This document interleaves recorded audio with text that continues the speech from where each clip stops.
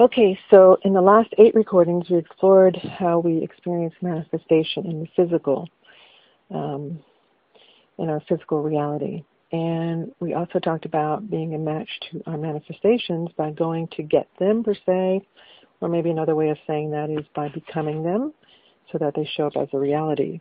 Okay? So by becoming our manifestations, or by being aligned with our manifestations, or by believing in our manifestations, we're going to get them, which is the analogy I like to use, however we want to put it, because there are many different ways to say the same thing. If our manifestations vibrate at the same frequency as who we are, then we are able to experience them in our physical reality. Okay? So now we've introduced a new word, a new concept, vibration. All right? So remember when we talked about the relationship between our physical and non-physical selves? Well, we talked about these two selves as separate, and the only reason we talked about them as separate was for the sake of conversation, only for the sake of defining how the two selves work together, okay, like two parts of a whole.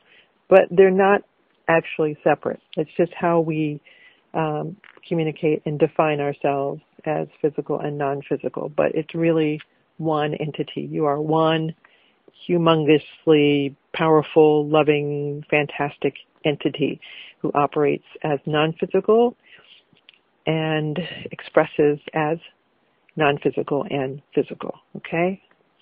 So everything is made up of parts, and so are we. Our bodies are made up of parts, our minds, and so is our spirit.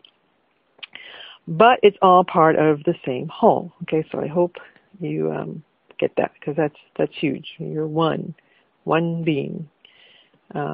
So just in the same way, our physical and non-physical self is like parts in a whole. So the question is, what is the difference between the two? Vibration. That's it. That's it. It's that simple.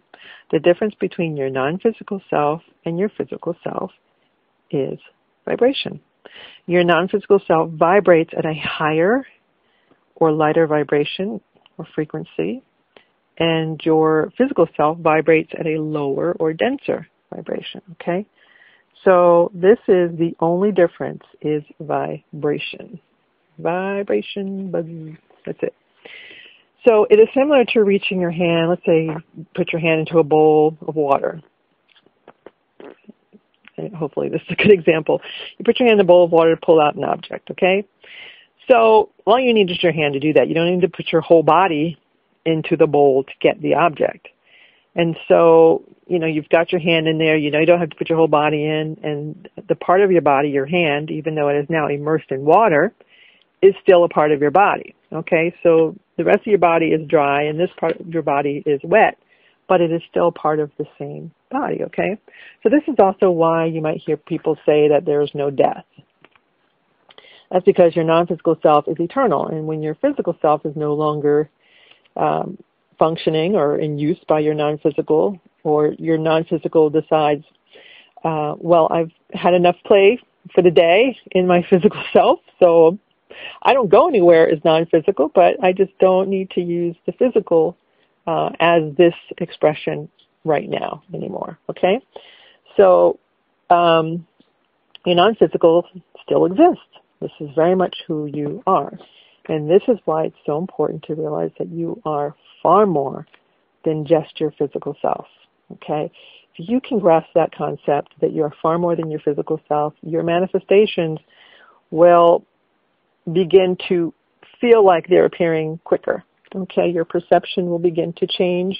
Your alignment to your manifestations will become more, a little stronger, and thus your reality begins to change a little bit more dramatically, a little faster in your experience, okay?